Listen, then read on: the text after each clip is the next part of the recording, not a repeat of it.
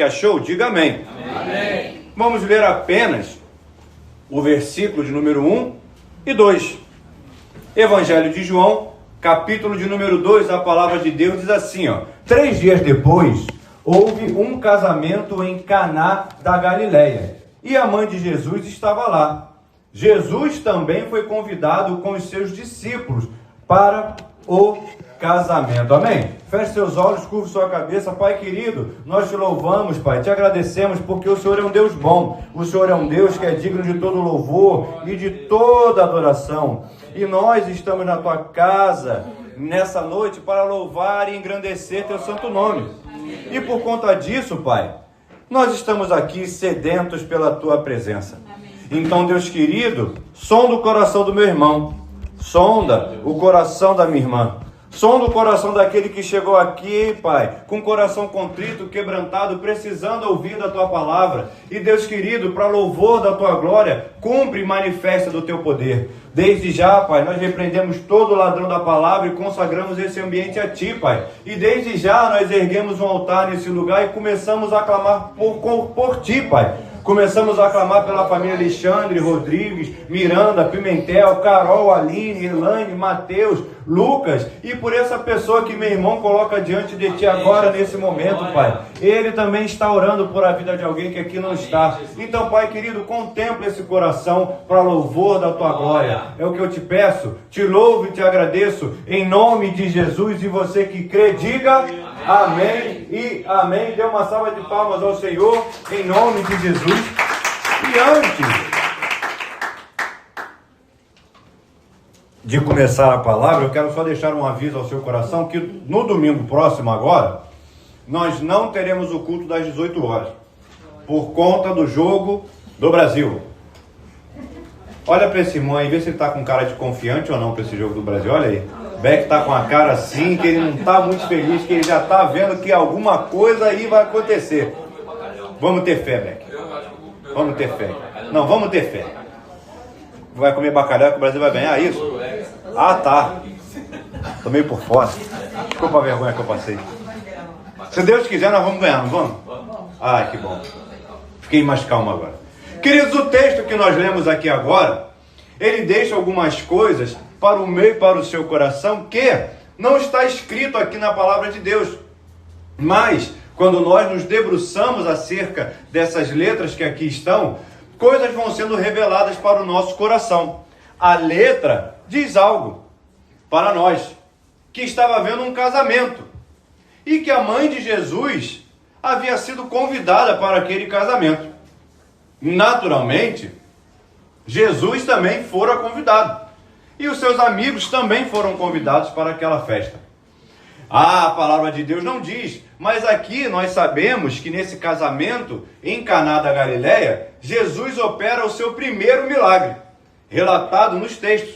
Quando nós vemos aí filmes hollywoodianos, por exemplo, a gente vê coisas que não estão na palavra de Deus. Existe um filme muito famoso, por exemplo, que mostra Jesus Cristo quando era pequeno fazendo ali uma mesa, fazendo cadeiras e tudo mais.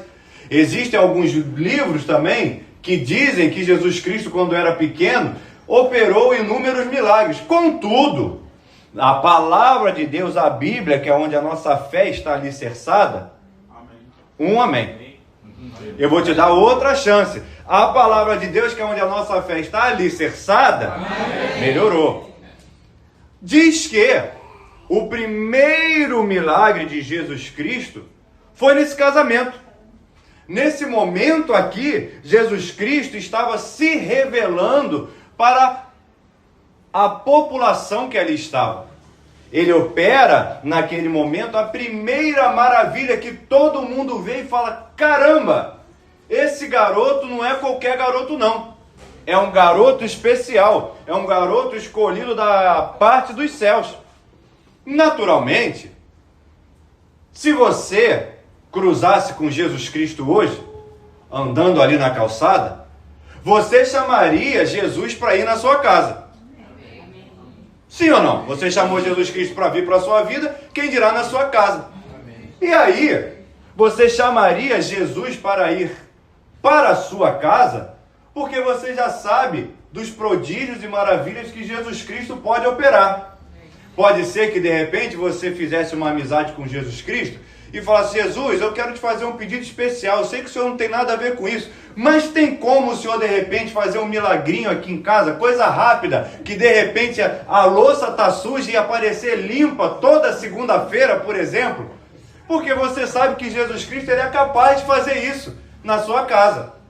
Ou então você poderia pedir: Jesus, vamos ter aqui um particular, eu quero te pedir um milagre. Que milagre? Está vendo aquele traste que está lá dentro, deitado, dormindo? Converte a vida daquele homem, faz um milagre na vida dele, diminui a barriga, aumenta a orelha, faz alguma coisa com aquele homem, mas opera alguma coisa aqui em casa. Porque você sabe que Jesus Cristo, ele é capaz de fazer isso, porque ele opera prodígios e maravilhas. No entanto, esse casal que estava aqui nesse momento, celebrando aquele momento de alegria, porque casamento é alegria. Amém. Amém. Você disse amém. Está bem treinado. Eles estavam ali, pura e naturalmente, celebrando um casamento.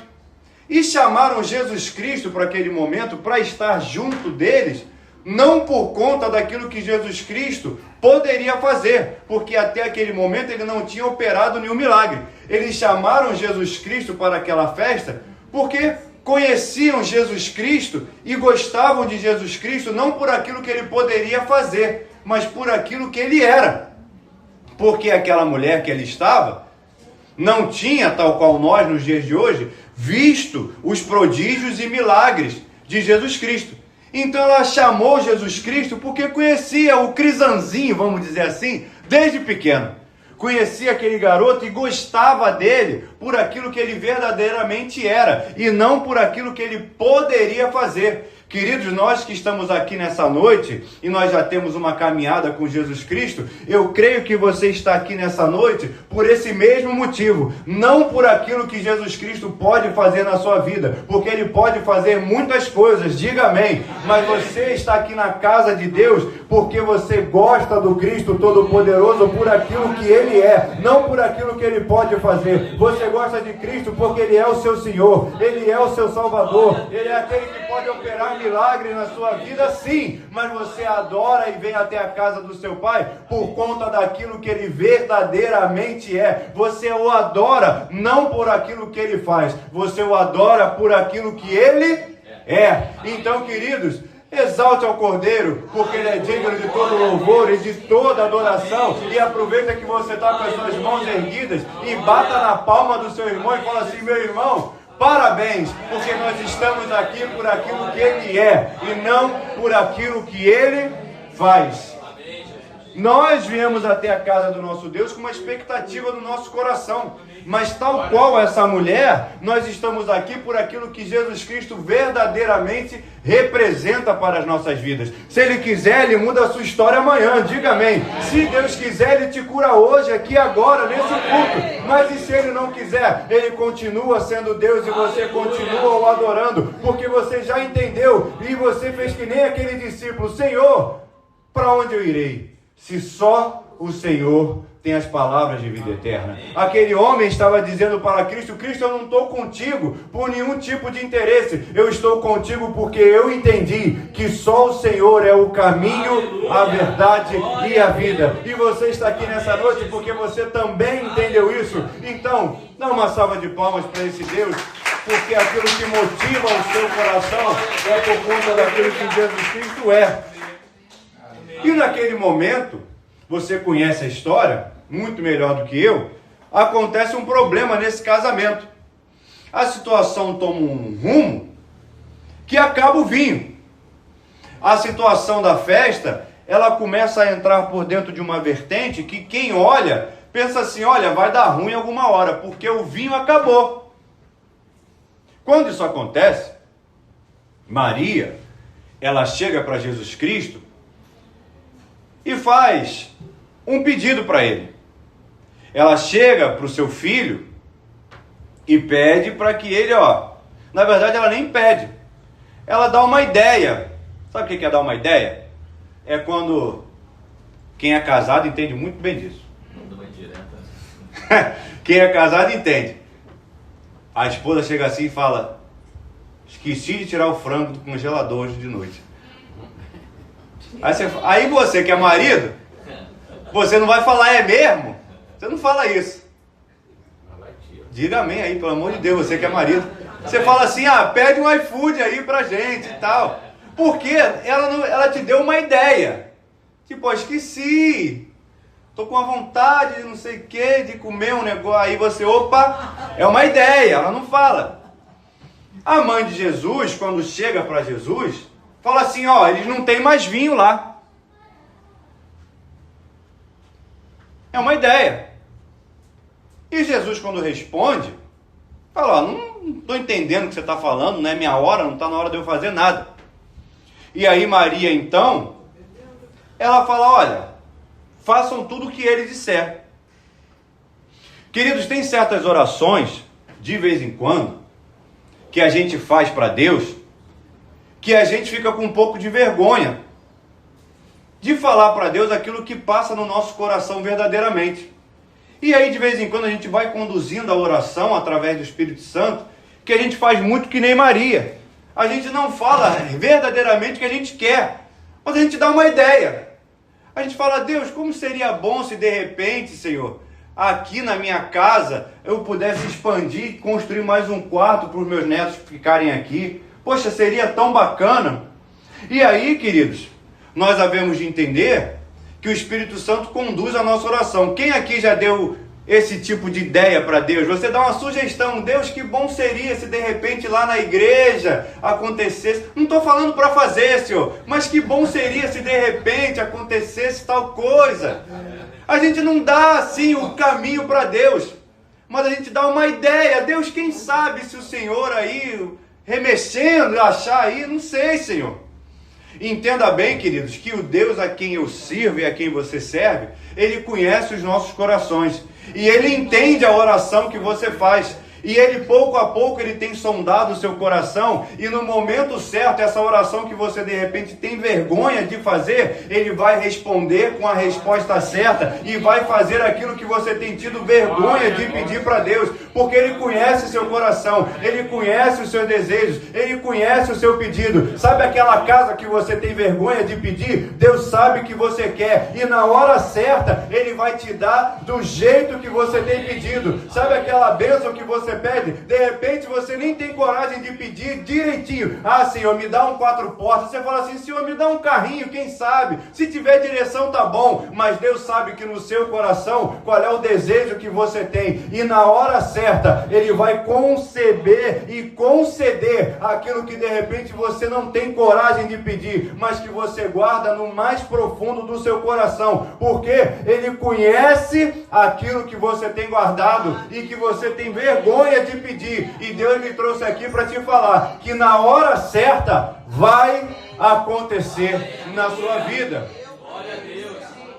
E então, depois que acontece essa intercessão, esse momento ali de um pedido meio camuflado, mas que Jesus Cristo sabe, Ele então olha para aqueles 6 potes de pedra que ali estão, e a palavra de Deus diz que esses potes eram usados pelos judeus para purificação.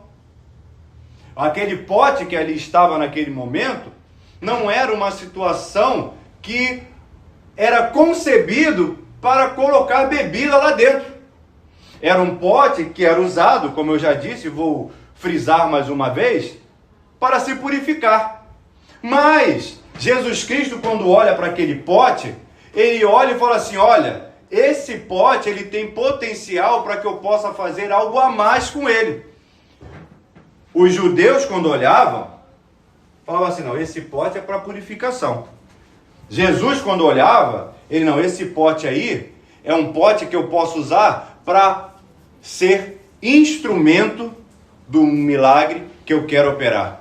Queridos, entenda bem que de vez em quando, olham para você e te veem de uma maneira. De repente alguém olha para você e te vê como um pote qualquer que está aí jogado. De repente olham para você e acham que você não tem capacidade de fazer determinadas coisas. E eu não sei se você já deu um glória nessa noite, mas se você não deu, você pode começar a aquecer para dar agora, porque Jesus Cristo te vê de uma maneira diferente que os homens veem. Ele não te vê de uma maneira qualquer, ele não te vê escanteio, ele te vê como sendo um potencial na mão dele, alguém que pode ser instrumento de milagre na mão dele. E nessa noite Deus está te levantando para fazer uma boa obra. Não é uma obra qualquer não, é uma obra que é boa. E quando ele olha para você, ele fala assim: eu vou te usar desse jeito que você é, do jeito que você está, eu vou transformar a sua história. Muitos acham que seu caminho é por ali, mas eu, o Senhor teu Deus, te aponto o caminho certo e vou te usar de uma maneira que ninguém acha que eu posso te usar. Então se prepara para que Deus possa te encher de uma maneira que jamais homens conceberam que isso pudesse acontecer na sua vida.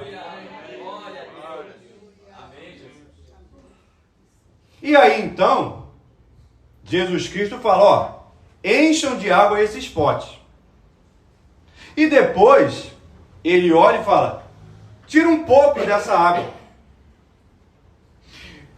Queridos, nós sabemos que naturalmente aqui Jesus Cristo ele deixa algo remanejado para a minha e para a sua vida, porque isso já deve ter acontecido contigo.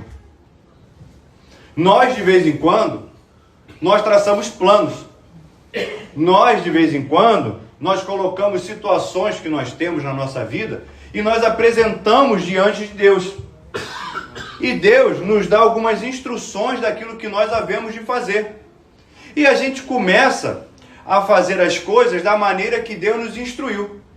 E aí então na metade do caminho, quando nós estamos dentro daquilo que Deus colocou diante de nós, a gente começa a tomar o controle da situação para os nossos braços, porque a gente acha que a gente já é capacitado para operar aquilo que Deus está exigindo de nós. Você que está me entendendo, diga amém. Amém. De repente você disse amém, falou: vou falar amém porque esse pastor está falando, mas eu não estou entendendo nada. Jesus falou para aqueles homens assim, ó: encham de água esses potes. Os homens vão fazer isso. E a palavra de Deus diz que eles enchem totalmente aqueles potes. Aí Jesus Cristo fala para ele: ó, tira um pouquinho dessa água, porque eu falei para vocês fazerem uma coisa e vocês fizeram. Mas vocês fizeram um pouquinho além do que eu pedi, porque vocês acharam que vocês já sabiam resolver as coisas. Queridos, o que Deus está falando para mim e para você é que quando Deus nos dá uma instrução e a gente desvia um pouco daquilo que Ele nos disse, porque de vez em quando a gente faz isso, sim ou não? Deus fala para a gente fazer determinadas coisas, a gente faz, mas a gente quer fazer um pouco com a força do nosso braço. E aí de repente você chegou aqui nessa noite e você olhou e falou assim: ah, Deus, estraguei tudo das instruções que o Senhor me deu, porque eu comecei a querer fazer as coisas do meu jeito e agora foi tudo por água abaixo. Mas entenda bem que Jesus Cristo, ele olha para aquele tipo de situação e ele começa, dentro daquilo que os homens fazem de errado, a consertar aquele afã que aqueles homens tiveram para trazer de volta aqueles homens para o caminho da instrução dele. O Deus está falando nessa noite aqui com alguém que de repente tentou mover as coisas com o braço. De repente Deus falou assim: olha, vai para tal lugar e lá você vai pregar a palavra de Deus. E aí a pessoa foi para lá e de repente, ao invés de fazer a diferença, brigou com a família e pensou assim: olha, agora eu perdi a minha família, porque era para eu dar um testemunho, eu dei um testemunho nesse lugar. Queridos, entenda bem que Deus, ele ainda tem um propósito com essa situação. E ele vai intervir para que as coisas comecem a voltar para os trilhos daquilo que ele falou. De repente ele falou: encha de pote, e você encheu até a boca, porque você sabia como fazer. E Deus está te falando nessa noite: eu vou tomar o controle dessa situação de novo. E aquele trem que parecia que estava saindo, ele vai voltar para o trilho de novo. E as coisas vão voltar para o seu devido lugar. Agora, entenda bem, encham de água esse pote. Os homens enchem totalmente. Aí Jesus fala, tira um pouquinho. E assim os homens fazem. Deus, ele está falando aqui de maneira muito clara comigo e contigo. Ele vai te dar uma instrução, um amém aqui do meu lado direito, porque entendeu o que Deus está falando. E Deus está falando de uma maneira o seguinte, olha, eu vou consertar, mas faz o que eu estou falando para você fazer. Olha para esse crente que está aí do seu lado, faz aquele dedo de profeta assim e fala assim, olha, faz o que Deus está mandando. Aleluia, glória a Deus. A coisa parece que saiu do trilho. Deus vai trazer de volta, desde que você faça o que Ele está mandando. Eles o fizeram. Os homens, como é que se diz?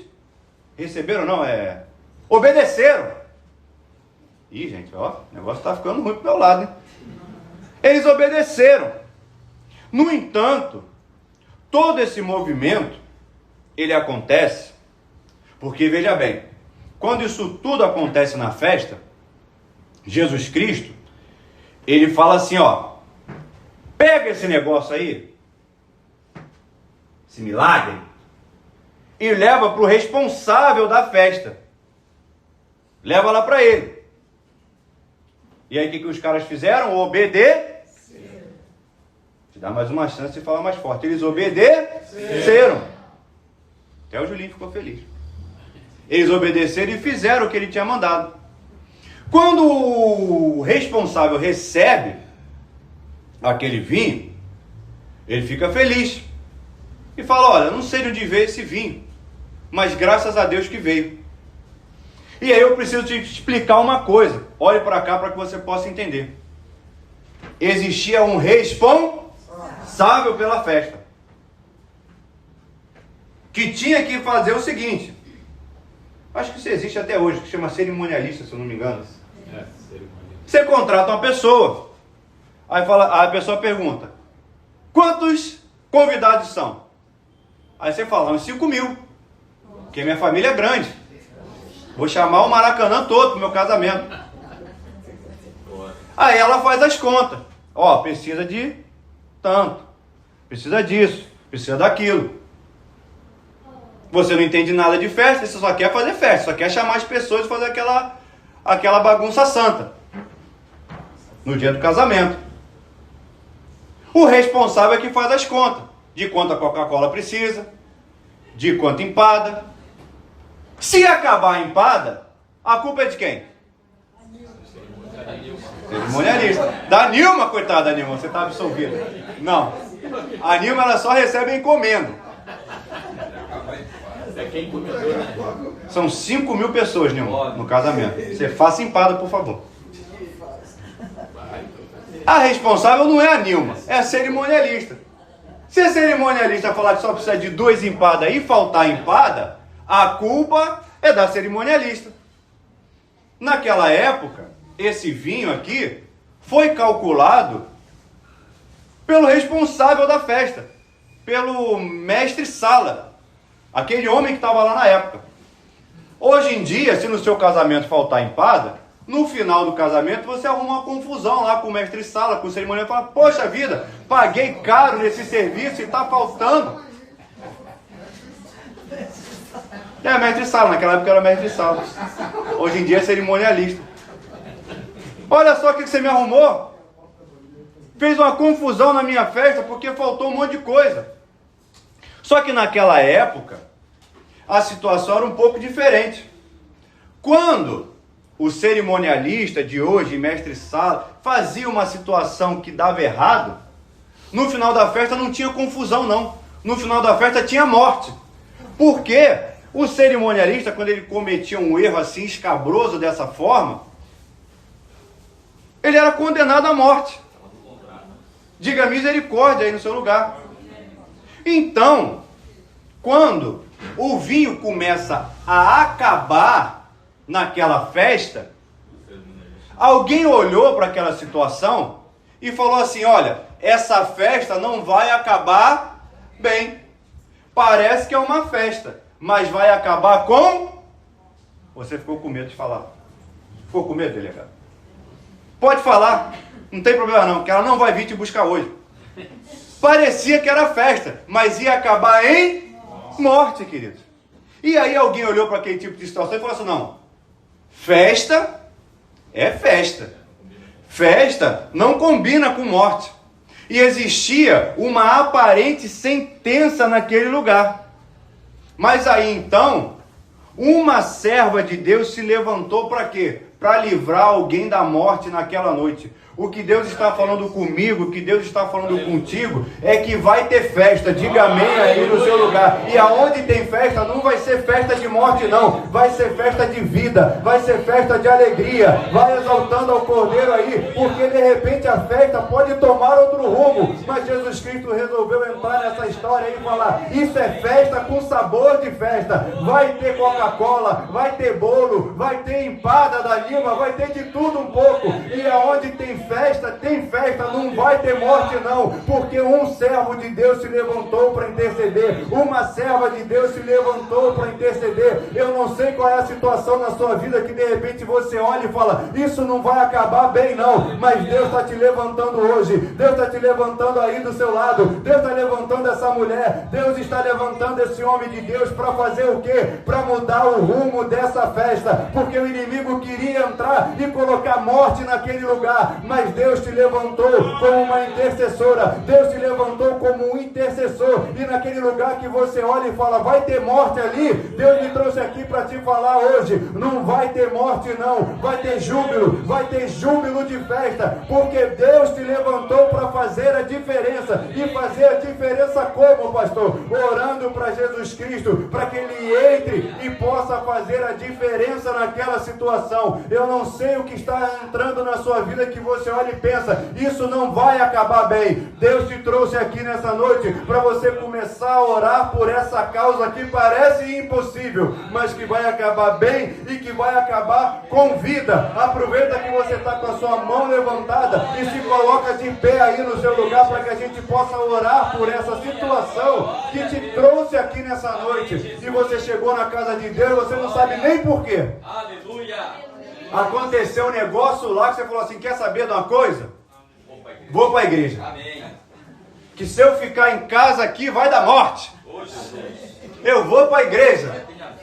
Porque lá quando eu chegar na igreja alguma coisa vai acontecer. E Deus foi fiel a você e falou assim, olha, eu estou mudando aquela situação lá, porque você começou a erguer um altar de adoração, um altar de oração nesse lugar. Você não tinha nem a vontade, você só deu a ideia, não tem mais vinho, meu Senhor. E aí Jesus já entendeu tudo. Pai querido, Deus amado, eis aqui o teu povo, Pai, que de repente veio até a tua casa, Senhor, com o coração contrito, quebrantado, e chegando aqui, Pai, nem orou, Senhor, mas o Senhor sondou o coração dele, o Senhor sondou o coração dela. Ele falou, eu vou lá para a igreja porque eu não sei, mas eu vou. E ela veio, ele veio também. E por quê? Para orar por aquilo que ficou lá, porque a sentença para aquele homem era de morte, mas aí alguém se levantou para orar e ele foi livre daquela sentença. Deus te trouxe aqui para orar por aquele sobrinho, Deus te trouxe aqui para orar por aquele filho, porque a sentença lá de repente é de morte, mas Jesus Cristo resolveu entrar nessa situação e falar, não vai ter morte não, agora vai ter júbilo e júbilo de festa. Pai querido, abençoa a vida do meu irmão, Pai, abençoa a vida da minha irmã, abençoa a vida daquele que chegou aqui nessa noite de repente sem nem entender porquê, Pai, e entra com a sua providência, Senhor, entra com a sua provisão, opera um milagre nessa vida, Pai, muda a sentença de morte para a sentença de vida. Pai querido, sonda o coração da minha irmã, sonda o coração do meu irmão, porque, Pai querido, eles estão aqui buscando a tua presença, não por aquilo que o Senhor pode fazer, mas por aquilo que o Senhor é, Pai, porque eles te amam, eles almejam, eles querem tocar nas tuas vestes. Então, Pai querido, vai entrando lá no emprego, vai entrando naquela casa, vai tirando o valente daquele lugar e vai colocando o teu Espírito Santo lá, Pai, Pai. Transforma, Pai, o cativo, Pai, em liberto na Tua presença. Unge o coração, transforma, livra, quebra as cadeias daquele que de repente, Pai, está acorrentado no vício e faz o sobrenatural nessa noite. Mas não faz de qualquer jeito não, Pai. Entra com Teu fogo purificador para que todos possam ver que existe um Cristo especial e um Cristo, Pai, que ainda faz milagre, porque Deus Todo-Poderoso, nós clamamos a Ti, Pai, nós clamamos para que o Teu Espírito Santo cumpra a Tua obra, e depois disso tudo, Pai, que o Senhor nos leve junto contigo, Senhor. Depois disso Ele foi a Cafarnaum com sua mãe, seus irmãos e seus discípulos. Ah, Pai querido, depois de operar esse milagre, não nos abandona não, Senhor. Continua junto conosco, continua fazendo aquilo que só o Senhor pode fazer junto conosco, que é cumprir a Tua obra, porque nós, Pai, não queremos só as Suas benfeitorias, não. Nós queremos a Tua presença, Pai, porque aonde iremos nós, se só o Senhor tem as palavras de vida eterna? Aonde o Senhor for, eu vou também. Aonde o Senhor parar, eu também paro. E aonde o Senhor me mandar ir, ali eu estarei, porque eu sou um servo Teu e estou aqui, Pai, escravo da Tua graça, para fazer aquilo que o Senhor nos ordenar, Pai. É o que eu te peço, Senhor. Ministra sobre a vida do meu irmão, ministra sobre a vida da minha irmã e cumpre o Teu milagre para louvor da Tua glória. Tudo isso nós fazemos em nome de Jesus, e você que crê, diga amém. E dê uma salva de palmas ao Senhor, porque essa festa é festa de verdade, querido, para louvor da glória do Senhor.